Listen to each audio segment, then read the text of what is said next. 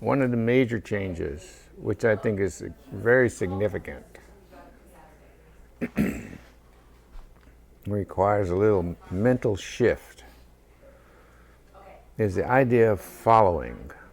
And I want to talk just a little bit about that because it's a big topic.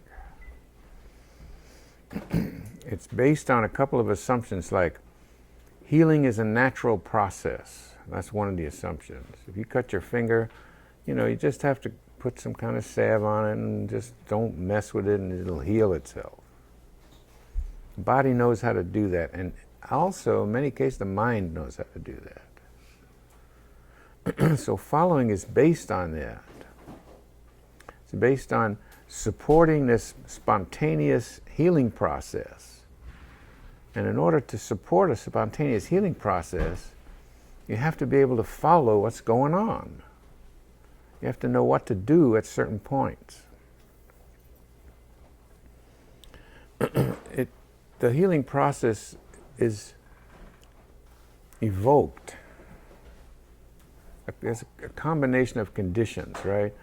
If you've established loving presence and the person, you've established a collaborative relationship with the unconscious. Somehow the unconscious is willing to cooperate. It's willing to support you. If that's established, and if you also demonstrate by a good probe or some good experiment that you're aware of what needs to be healed, you're aware of a process that's waiting to happen, that's when you offer a statement that really triggers somebody. So when those two conditions are met, you'll get a spontaneous healing process beginning. It begins with emotions, or it begins with a memory pops up. And the idea of following is to do something appropriate with each spontaneous behavior that emerges from the client. And the key is spontaneous. And there's different kinds of spontaneous behaviors, and there's different ways to support them. I think that the emotion of grief, you support it by touching and being silent.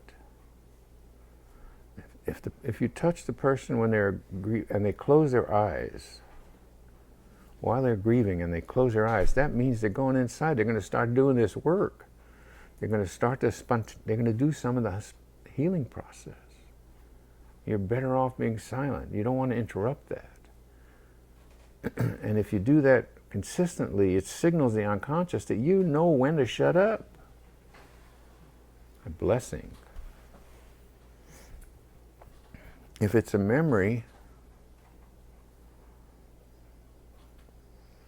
you probably want to just be silent again for a little bit to see if they'll start talking about the memory.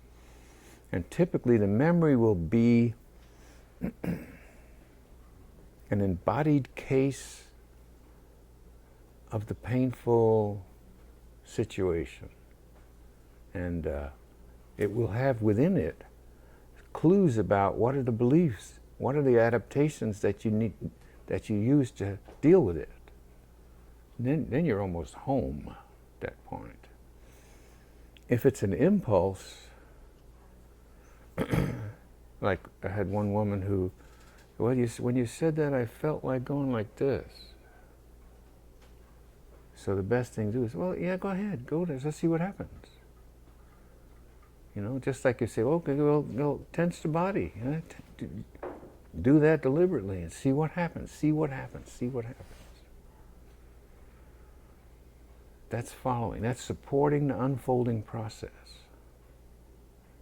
If it wants to go like that, yes, okay, go ahead like that.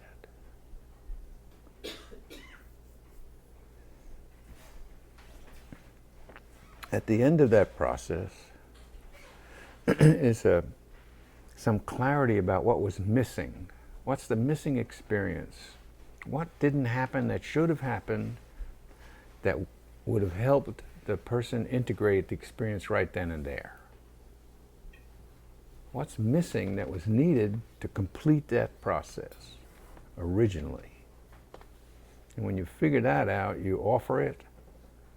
And if the person takes it in, then you just have to wait while they take it in. So as much nourishment as they can take in, they will take in. They'll also have insights at that point. You would see them having insights. You don't have to say anything unless they talk to you first. And eventually, there'll be a kind of a nod that tells you they're ready to stop. Or they'll just look grateful, or they'll say thank you.